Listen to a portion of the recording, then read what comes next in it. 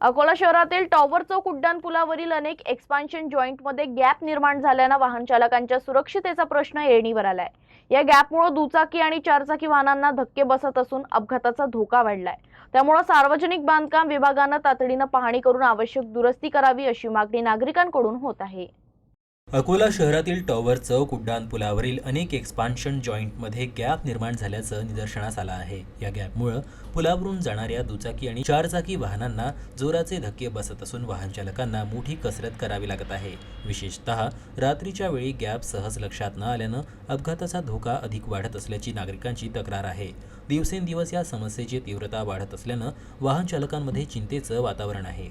सार्वजनिक बांधकाम विभागानं तातडीनं पुलाची पाहणी करून एक्सपान्शन जॉईंटची दुरुस्ती करावी आणि संभाव्य अपघात टाळण्यासाठी आवश्यक उपाययोजना कराव्यात अशी मागणी सामाजिक कार्यकर्ते आणि नागरिकांकडून करण्यात येत आहे। मी या उड्डाणपुलावरून ते चाललो होतो टावरच्या माउंट कार्मेल स्कूलमध्ये जाता जाता मला या रस्त्यामध्ये एक नव्हे तो 7-8 गड्डे आढळले।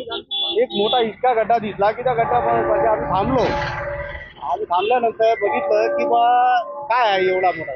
त्या गड्ड्यामध्ये पाहिल्यानंतर की त्याचे जे लोहा टाकलेला आहे तो लोहा सुद्धा त्याचा निघालेला आहे। आमची प्रशासनाला विनंती आहे, प्रशासन बांधकाम विभागाचे जे जे आहेत प्रसाद पाटील म्हणून त्यांना विनंती आहे की तात्काळ 7-8 गड्डे जे आहेत टावर उड्डाणपुलाचे हे गड्डे बुजवण्यात यावे। कारण की हा रूट जो आहे हा न्यायालयाचा रूट आहे। हा जो रूट आहे आपल्या रेल्वे स्टेशनचा आहे, माउंट कार्मेल स्कूलचा आहे। कारण की लहान लहान मुलं या रूटने जातात, आई वडील त्यांचे घेऊन जातात, त्यांचे मामा भाऊ वगैरे घेऊन जातात। याच्या पहिले 2025ला इथं एका महिलेचा ॲक्सिडेंट झालेला होता। ते महिला बिचारी तिच्या मुलाला माउंट कार्मेल स्कूलमध्ये घ्यायला गेली होती, तर असा ते महिला बिचारी वारली।